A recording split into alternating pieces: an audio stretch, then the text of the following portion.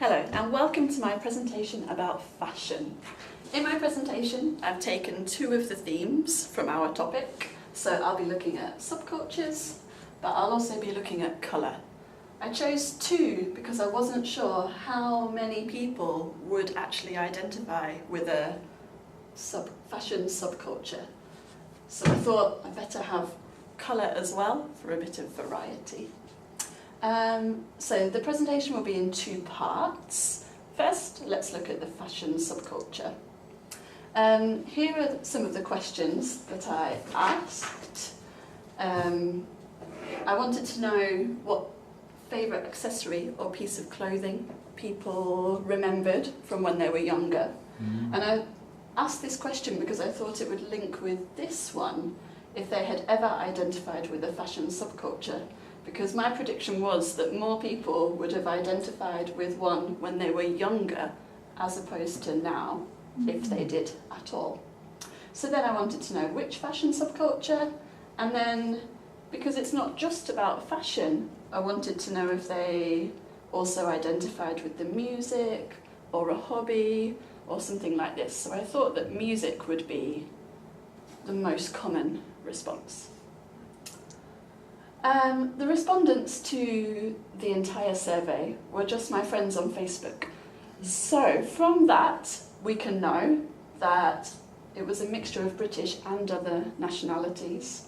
They were all over 18, a mixture of men and women, and 31 people in total.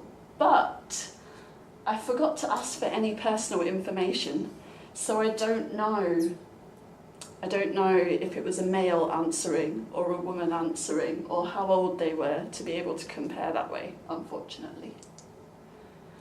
So here's question one.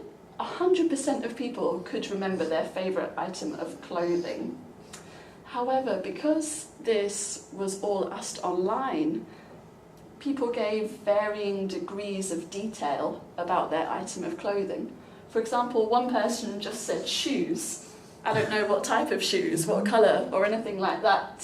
Someone said a coat. What kind of coat? So I wish I'd asked face to face so that I could have got a bit more information about this kind of thing. As you can see, over 60% of people have never identified with a fashion subculture. And those that did, most of them, it was when they were younger. Which is what I predicted. There was a big range of subcultures. Turns out my friends are quite an alternative lot. So here are all the subcultures that they said, and perhaps you might use these in your research for your own presentation.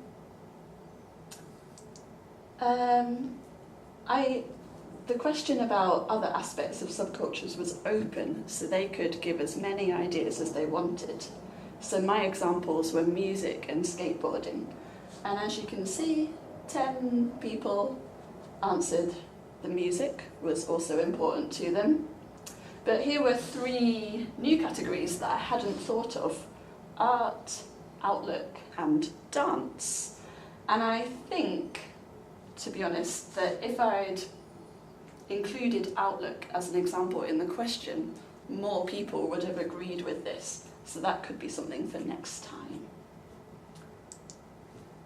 So now we're moving on to colour. I wanted to know what types of colours people wear. And moving on from that, to know if the colours they wear connect with their mood in any way, or if there's another factor that makes people choose what colours they wear. So this graph shows that for the people in the lightly coloured bars, for them colour was not important to them.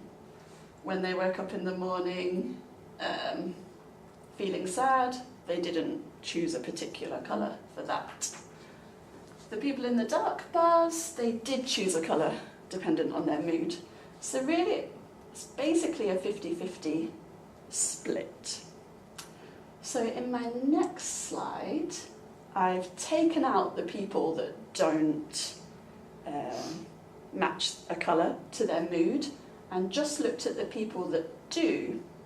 So as you can see, when people feel happy, the most common colour is yellow, which I think matches with what you will see in the readings this week. When people relaxed, blues are the highest, which I believe also matches. If people feel sad, black is far and away the most popular answer. Maybe this one was a bit of a surprise, because red apparently signifies confidence. And black can also signify feeling nervous. So black, sad and nervous. The final question was about what impacts the colours you wear. So mood, although it was the second most chosen answer, it wasn't the highest. The weather was the most common, with 18 people saying the weather affects the colour they choose to wear the most. Other options were the image I want to present, the activity I'll be doing, and actually only one person said nothing impacts my colour choice. So there are other important factors, even if mood is not one of them. So if I was to do this survey again, I would make sure to get personal information from the respondents. I would definitely ask my questions face to face so that I could get as much detail as possible from my respondents. And I might think about other topics, because there's so many to choose from. Possibilities include tattoos, piercings and body modification, shopping habits, use of colour in marketing. So many options that you can choose for this topic.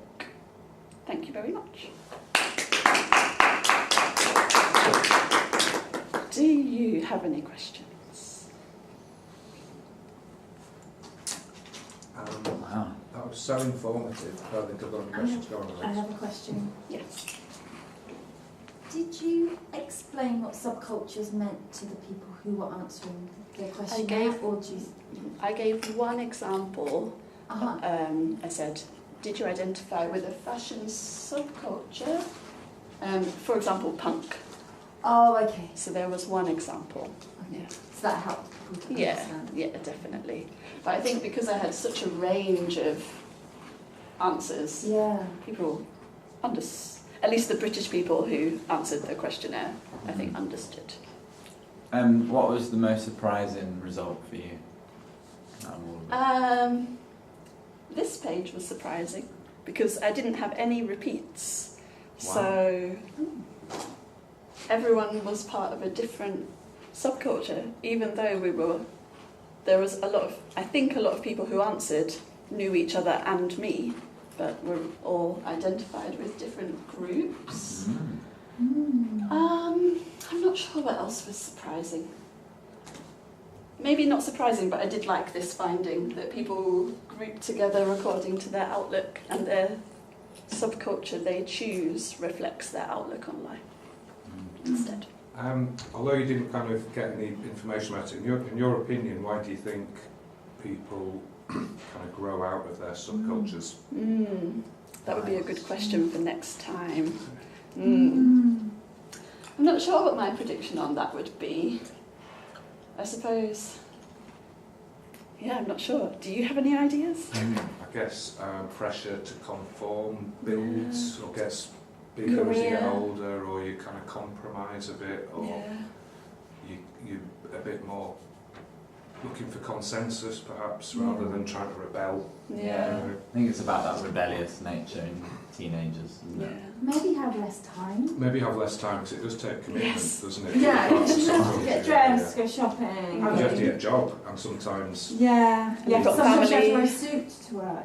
Hey. Or take out your earrings or whatever it is. Yeah, 'Cause yeah. I used to wear the earrings and have long hair and all that kind of stuff. Yeah. And then teaching, abroad where teachers are supposed to be really respectable. It kind of like I felt a bit pressured to sort of conform to their idea of what a teacher was. Yeah.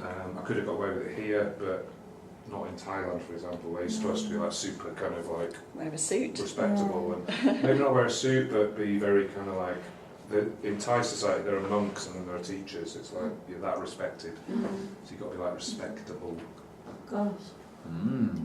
It would have been interesting. Oh, I've got a question. Yes.